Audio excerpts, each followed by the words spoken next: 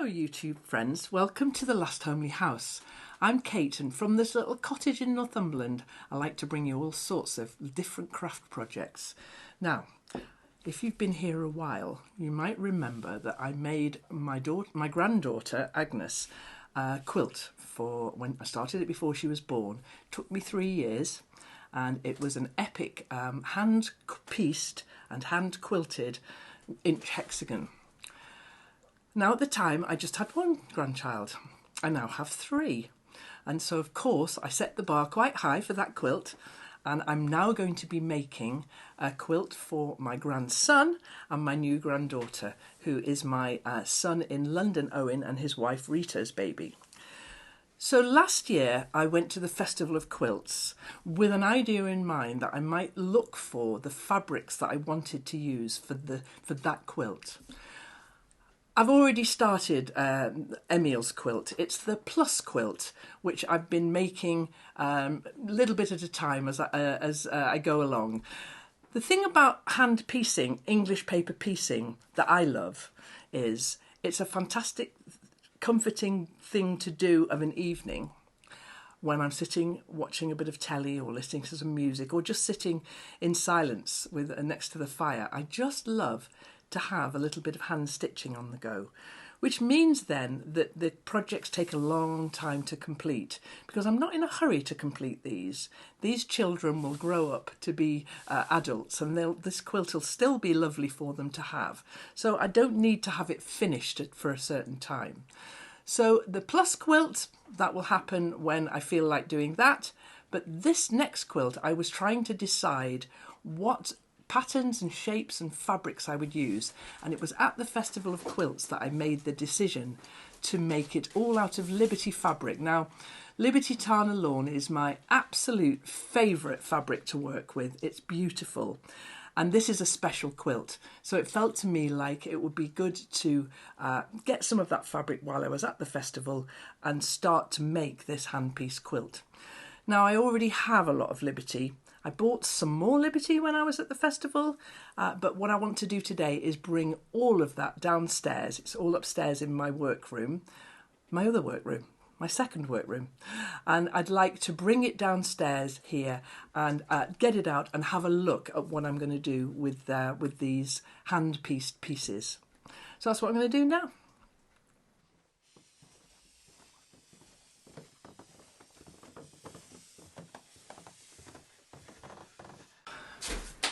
So this is one big box of Liberty.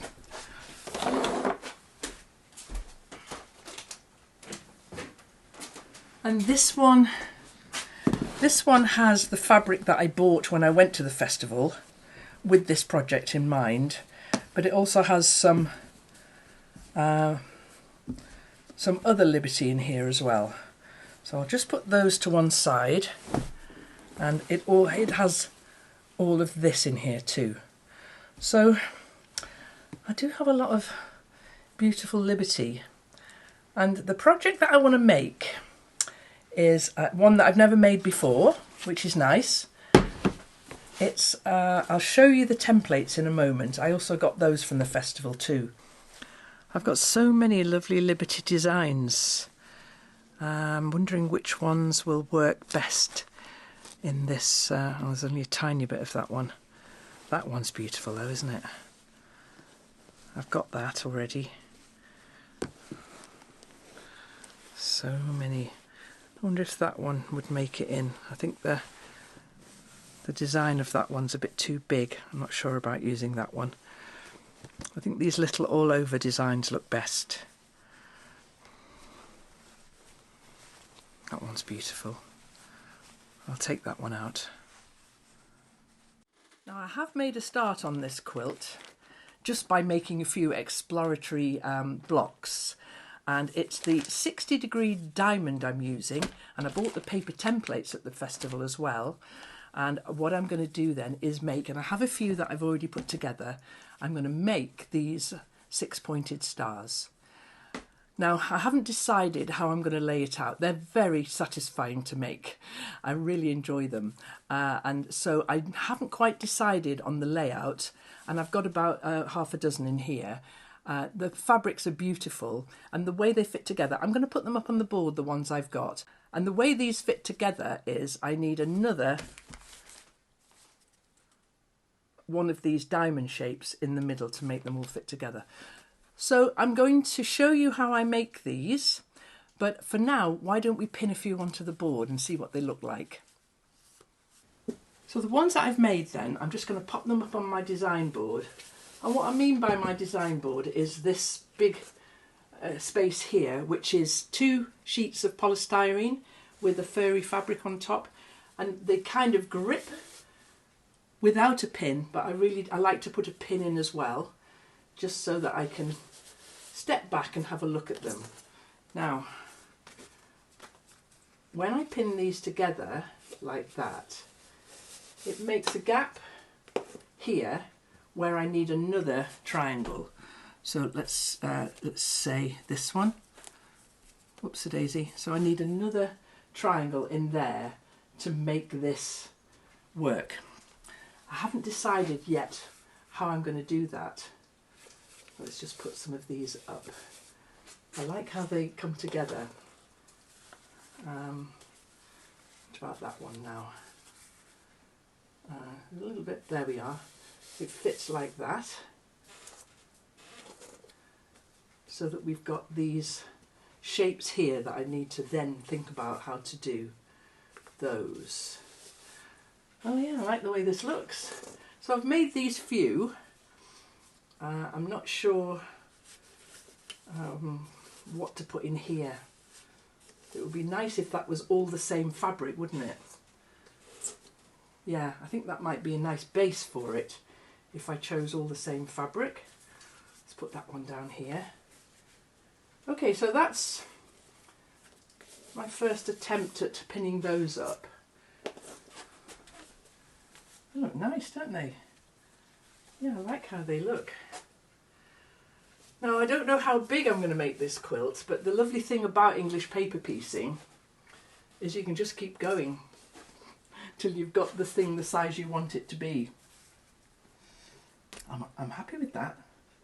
Yeah, I've got to decide on this colour now. So I think what I might do now is just make one of these stars with you so that you can see how they go together. Should we do that? Yeah, let's do that.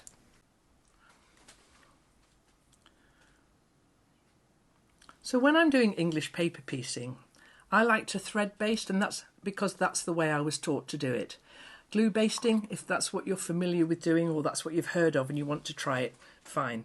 I do prefer thread basting, even though you have to take the papers out at the end and all of that. It doesn't actually take that too long.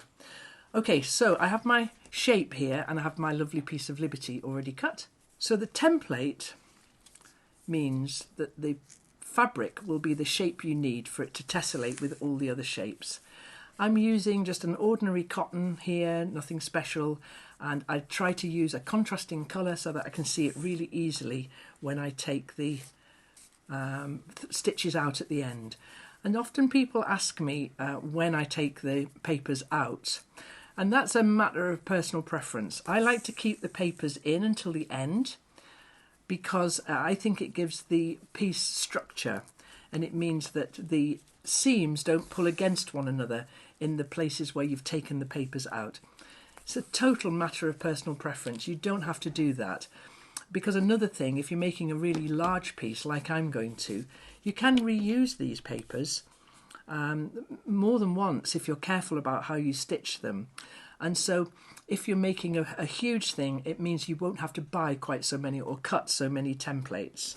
So that's one of my little of my 6 basted there, and I need 6 to make this star. I could have made them all different colours. That would have looked quite nice if I put all different fabrics in my star, but I decided I would make them all the same colour but different colours throughout the quilt. That's what I love about this. It's all the design you're doing, all the thinking about how this thing's going to look. You know, you buy the beautiful fabric and the templates, and then what happens next is it's just magic, really, total magic. So when I've got 6 of these, then I'm going to stitch them together in my star. I'll show you how to do that next.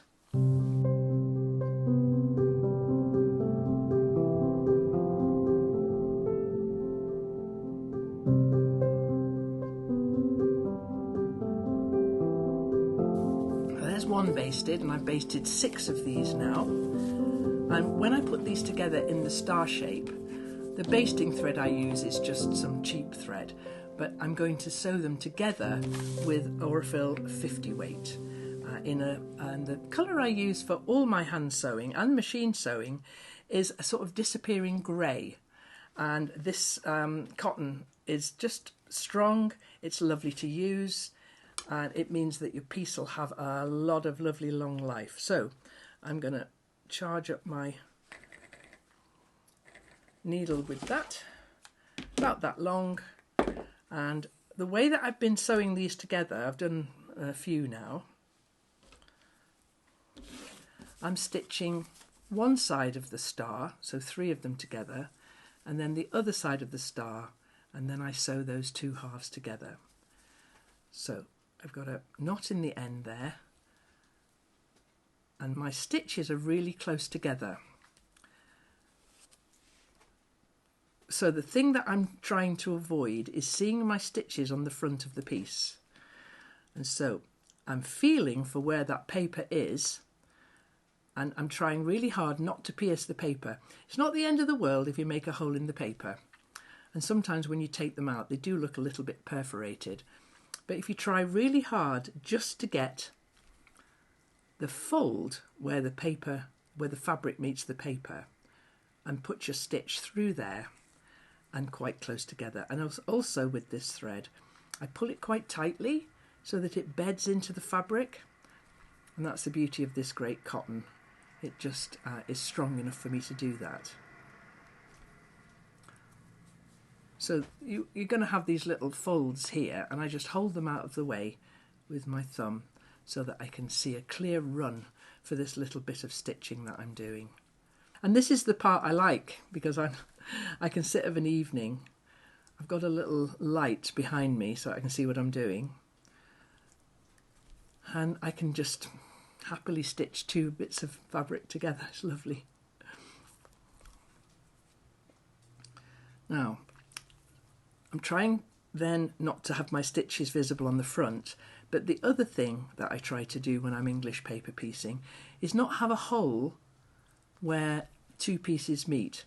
And in this case, for this particular design, 6 pieces meet, which is quite a lot to navigate your way around. So when I get to the very end there, I give it 3 stitches on top of each other like that, so that when I open that out, I think you can see that the stitches are barely visible. I can see them, but they're barely visible. So I don't need to take my thread off. I take my next piece and line it up. And this is why the paper templates have to be really accurate. You can't cut them out with scissors really and sort of not measure them very carefully, because that's the whole point of the templates, is to keep your work really, really accurate. So again, I'm going to do 3 stitches at the corner on top of one another, so that this shape, with a bit of luck, won't have a big hole in the middle, or any hole at all. So I'm going to stitch all the way to the end here, and that will be 1/2 of the star.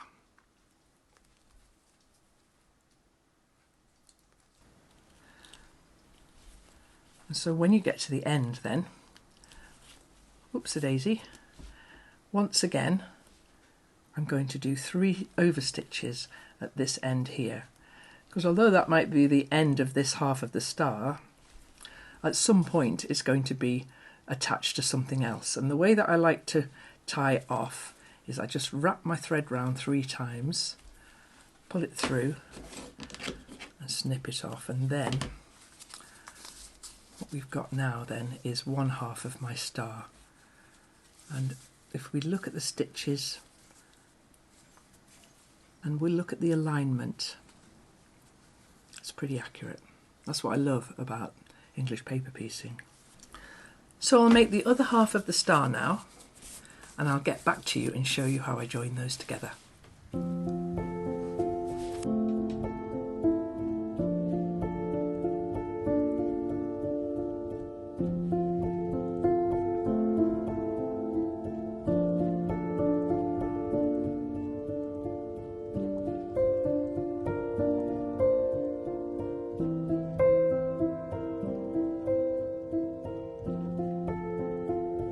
So now I've sewn 3 and 3 together, and then I'm going to connect the star. Now, when you're sewing English paper pieced pieces together like this, and you get to a place where more than 2 meet together, you get all these little tails here. But this star has 6 pieces coming together in the middle. And so it's a real area of concern. You need to make sure that they're lined up beautifully, and when I get to that point I'll be doing a few cross stitches there so that they all stay together and there's no hole. I'm a little bit obsessed with not getting holes, aren't I? But I don't want there to be stitches or holes in the front of this quilt. So I'm going to start at this corner here. So you see where all of these pieces come together. I just need to make sure that they're lined up beautifully. So I'm going to stitch along here now. And you can see in this nice close-up shot that what I'm doing is I'm putting my needle in at right angles to the piece, and I'm just catching the fabric on the fold. I'm not even touching the paper, I can feel it with my needle. And it might be the odd little scratch on the paper, but you can feel just the fold as you're sewing this.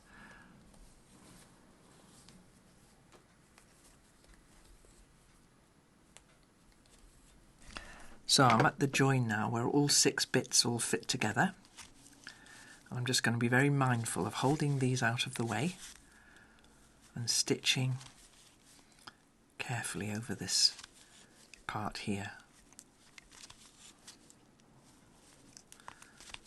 so that when we open it out you can see it's pretty neat in the middle there. That's one of the genius things about Tana Lawn, it's lovely and thin. It'd be a little bit harder to do this with quilting weight cotton, not much but a bit. It's a bit thicker, but Tana Lawn's almost like silk. So lovely to use. Okay, so I'm at the end. A couple of over stitches and then my tie off.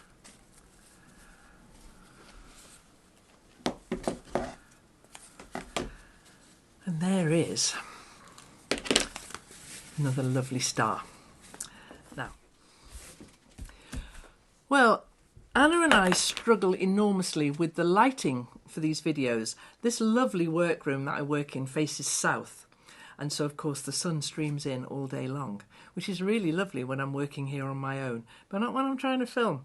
So we've been chasing the sun out of the room this last hour or so, closing curtains, opening curtains, hanging up towels. So we decided it might be easier if I just moved position. So I'm sitting at the end here now. And I finished this star. You've just seen me sewing those 2 together. So there's another one now ready to go on the design board next to me here. So what I've got here then is one finished one there I'll put in the basket. I've got this basket here, which is what I'll use when I'm sitting in the evening doing some stitching. I've got a big pile of the paper templates here, and then I've got some diamond shapes that I've already cut out in the colours that I'm using. I've kind of dipped into all of these great colours I brought from the Festival of Quilts, plus some of the ones that I've just found from my lovely box of Liberty. And so what I'm doing then is when I've basted 6 of these little diamonds that make one star up, I'm pinning them together here with a little binding clip. So this is like the perfect setup. I've got my thread, I've got my base units here, I've got my fabrics, and I've got my finished ones over here.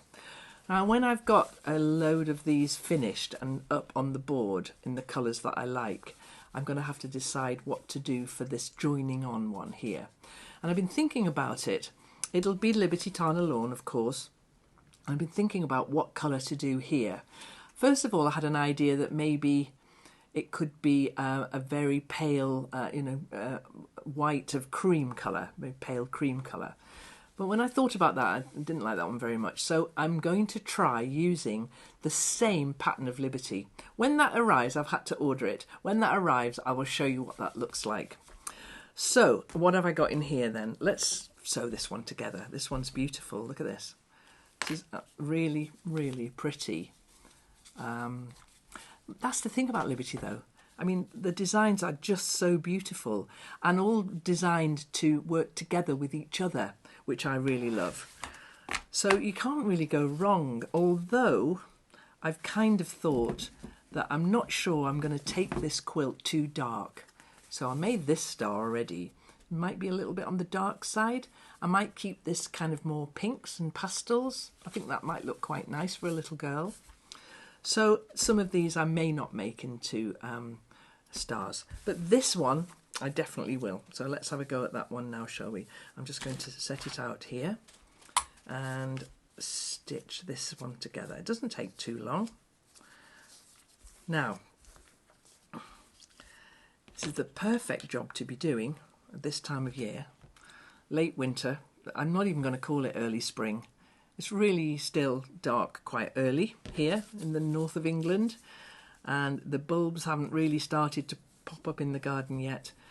But it's cold and glum and wet outside in February, and so this is the perfect job to be doing next to the fire of an evening. So have you been inspired to do some English paper piecing? I hope so. If you have, you could always tag me with what you're doing over on Instagram, Kate at the Last Homely House, and tag me with that little hashtag, and I'll be able to see the English paper piecing that you're doing. So at the beginning of 2024, the video that I put out then, I wonder if you saw it or if you remember it, I was making this little roll out of all my little spotty fabrics that I found in the drawer beside me. I really enjoyed making this little video, but I'm really surprised to see just how well received it's been. It's been all around the world. Loads of people have watched it. And so I'm always amazed that people enjoy my videos, and thank you very, very much indeed for being here. But it seemed like there were a lot of new people from all sorts of new places. So where are you from? Do you want to put in the comments down below whereabouts you're watching from? Because I love to see that. So thanks very much indeed for doing that.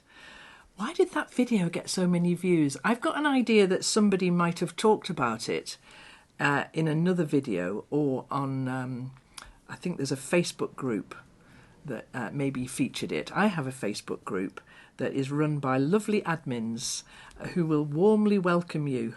It's called The Last Homely House, of course, and the admins there will look after you. But I think this video here, which the cat liked as well. Hi, Cat Rita. Come over here. You know we have a rule about bottoms in the camera, don't we?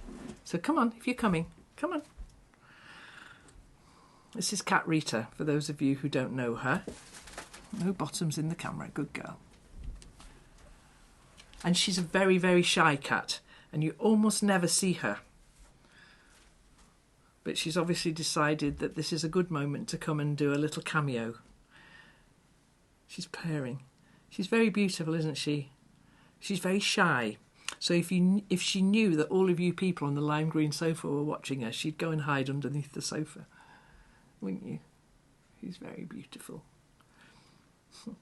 Oh, don't come over here, there's a sharp needle. I think you might have to give the cat a little bit of love. Stop sewing. This is such a rarity for her to come and do this. You're going to turn around and show everybody how beautiful you are. So, there is a lot of cat hair on my projects. Come on, show everybody how lovely you are. Now she says I'm not going to play ball. She's pretty though, isn't she?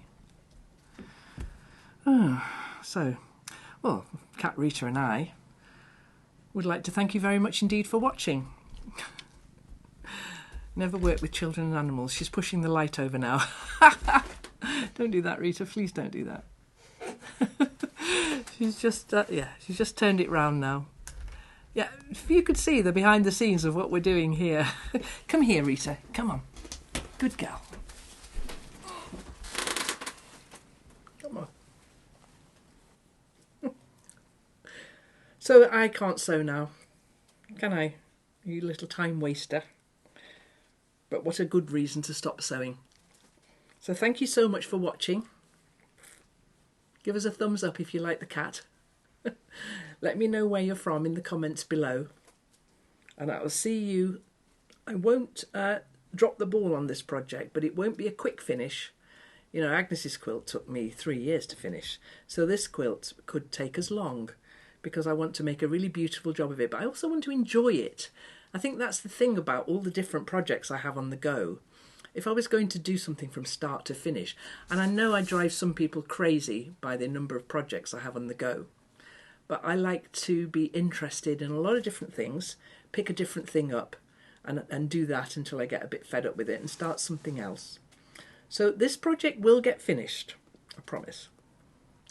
Just maybe not as quick as all that. And then I've got to get the plus quilt out and sew on that one as well. But only when she lets me. So we'll see you next time, maybe Rita as well, with something else. Until then, thanks so much for watching.